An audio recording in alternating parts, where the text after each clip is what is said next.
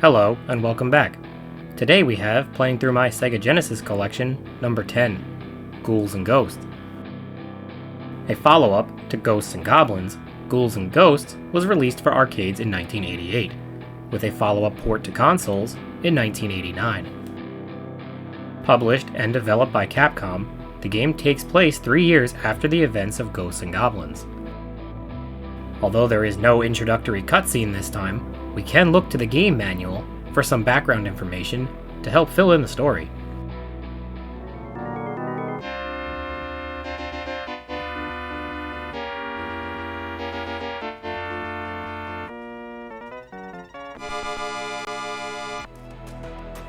Eerie music greets you as you begin the ghostly journey into a land of ghouls and goblins. The wicked and evasive Prince of Darkness has once again pillaged your land. To avenge your village and get your gal, get ready for an intense battle of wills, yours and theirs. There's one of you and hundreds of them. Everything from snorting pigmen, scythe-wielding skeletons, and haunted guillotines with an appetite for human flesh. This place is living torture, and even if you make mincemeat of your foes, natural disasters await with deadly results. Acid rain, tornadoes, and strong winds will intermittently rally against you. So what does it take to get through? Guts and weapons.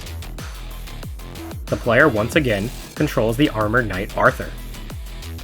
The evil devil Loki has stolen the souls of the kingdom, including that of Princess Prin. Arthur retains the same basic controls from Ghosts and Goblins, but the gameplay is greatly improved and the changes are felt immediately.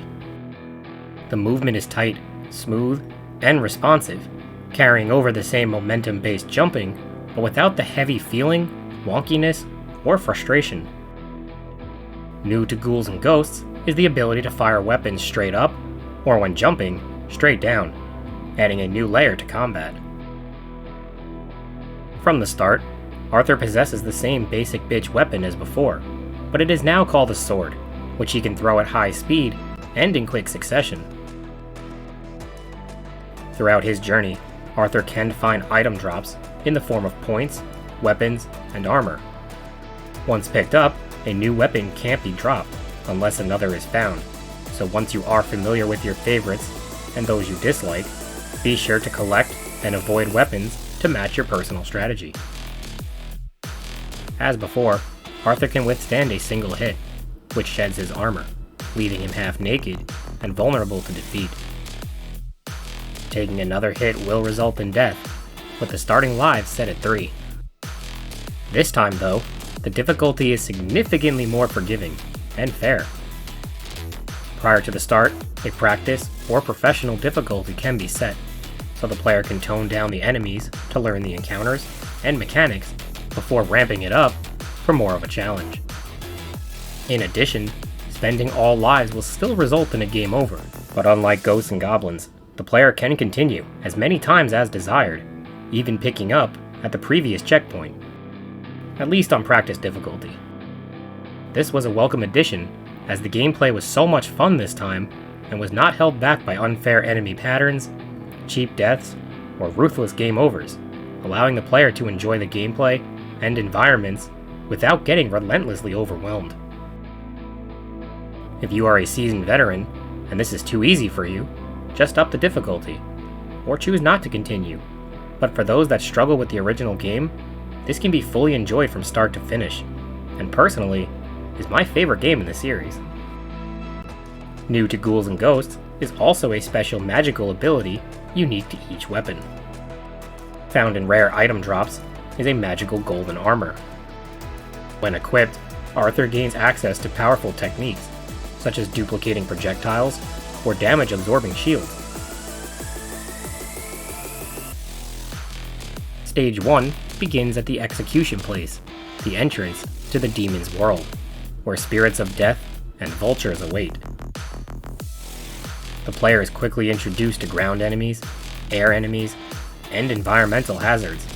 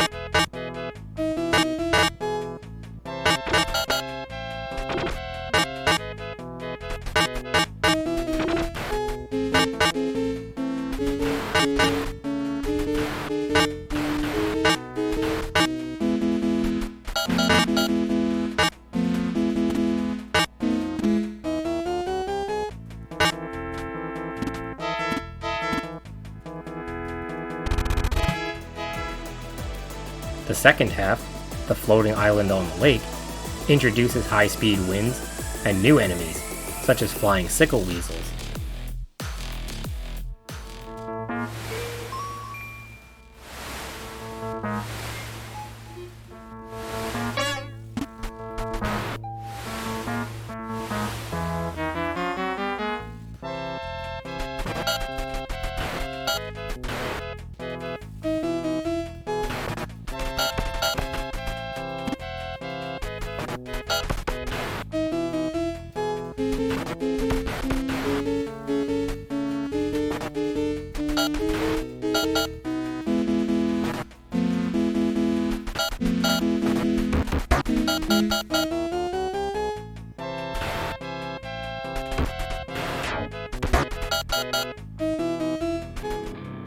At the end, Arthur will encounter the first boss, Shielder. This fire-breathing mechanized dragon must be hit in the head. With enough damage, it will be defeated, providing a key to the next area.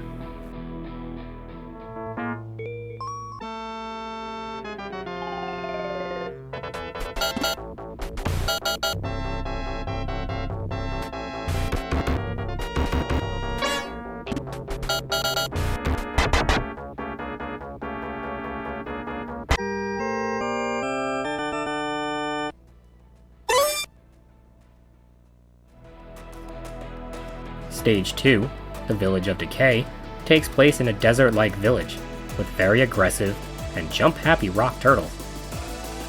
These required several attempts to learn the patterns, but were able to eventually be mastered. The reward for this was intense platforming, with trapdoor bridges that would drop Arthur straight to his death, followed by the return of the worst enemy from the original game, the Red Arimer. Despite this one being a Red Arimer King, it was no problem.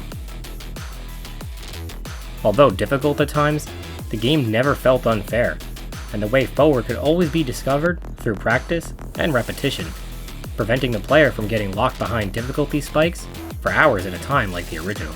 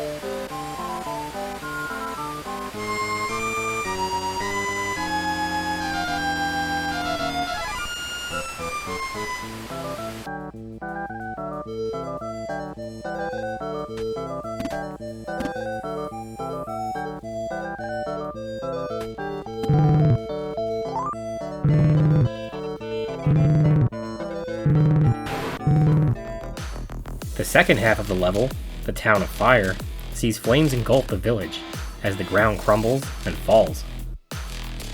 Just because the game is improved, doesn't mean the occasional familiar cheap death won't occur, such as getting knocked back straight into a chasm.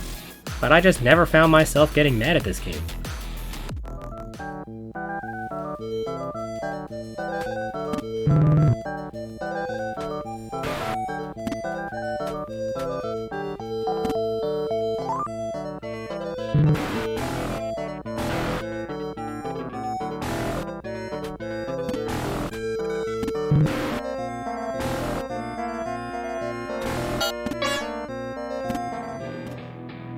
At the end, the second boss fight pits Arthur against a fire demon, the Cerberus. With rapid-fire attacks, it can be defeated, unlocking the path forward.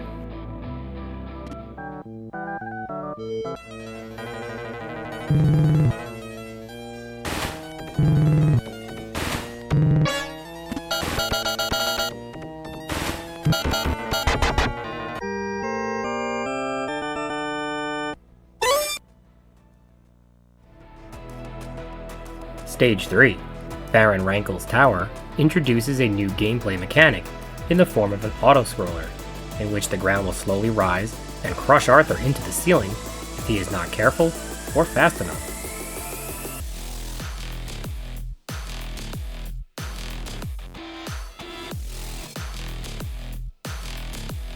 While challenging, this level was a great change of pace and welcome addition.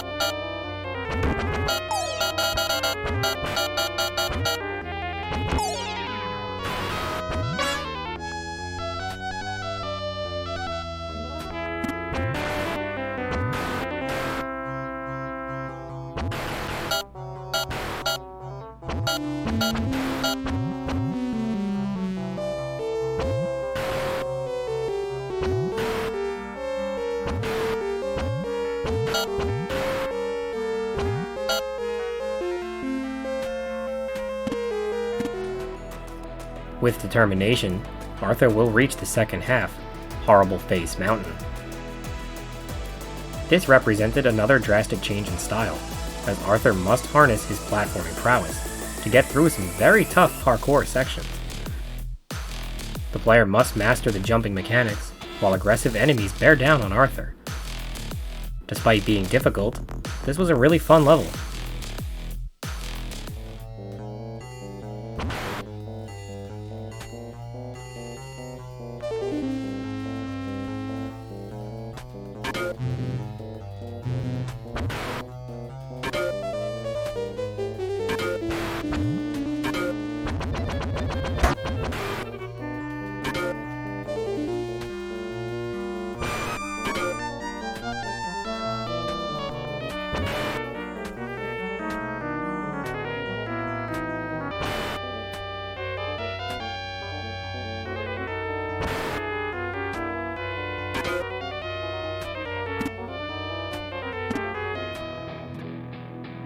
At the end, the third boss of the game, Gasuto, is encountered.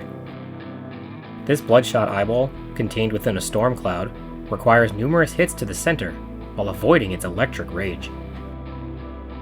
Arthur is undeterred and claims the key to the next area.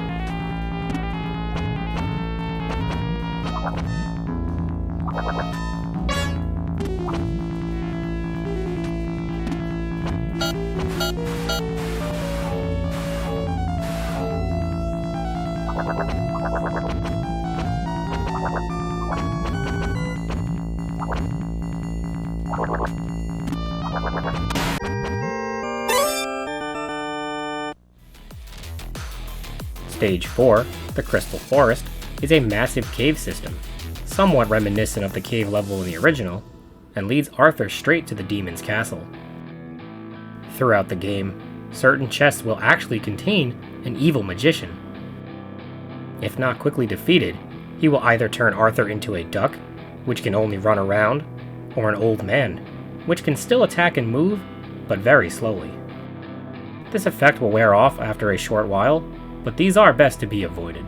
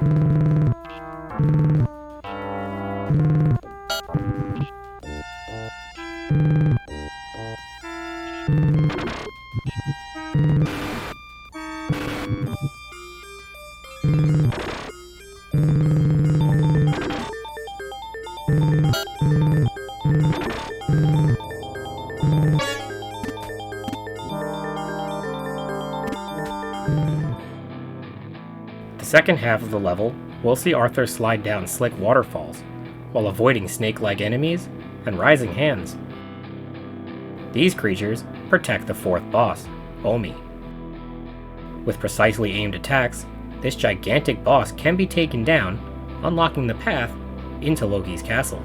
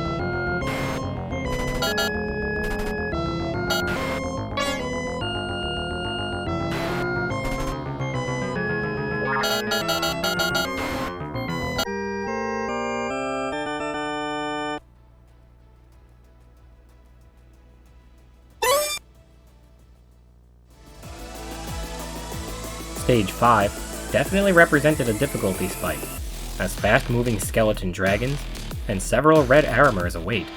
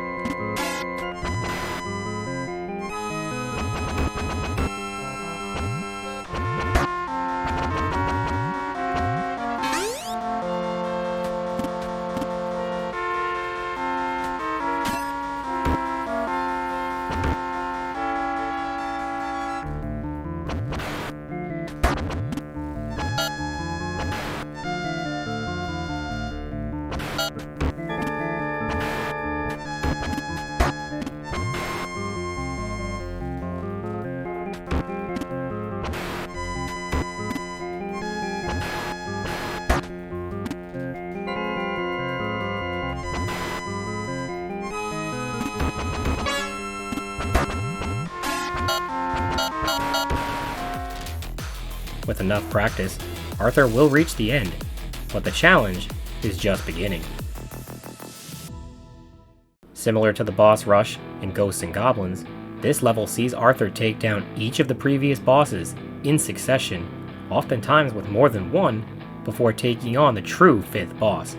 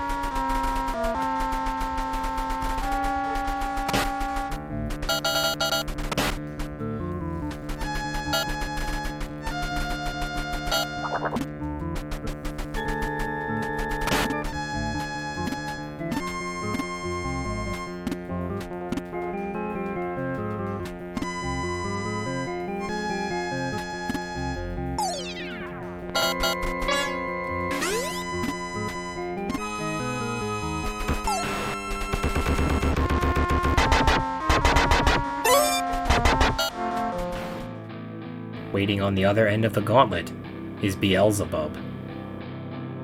This giant fly is all that stands between Arthur and Loki.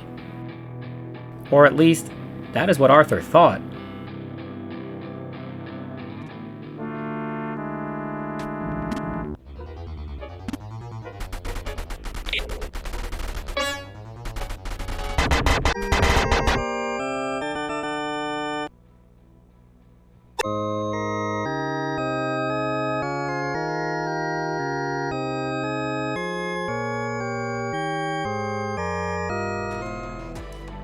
Unfortunately, Arthur is not adequately prepared to challenge Loki, and must return to the very beginning of the game. Equipping the golden magic armor will unlock a special weapon, the Psycho Cannon. This must be equipped and kept through the entire playthrough to reach Loki again to get the true ending. Luckily, with level select, we can just skip straight to Loki again, but playing a second time, unlike the original game, is not really a hassle, and actually a ton of fun with a new weapon.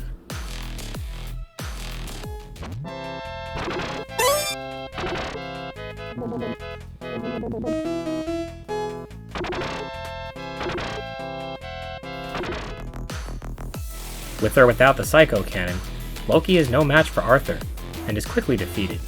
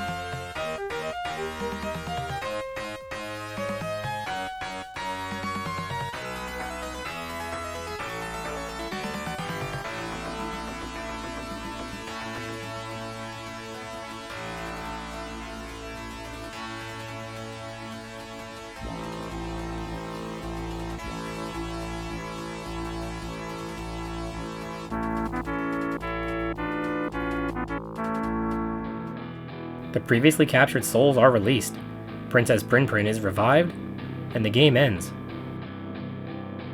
Arthur's journey appears to be over, at least for now.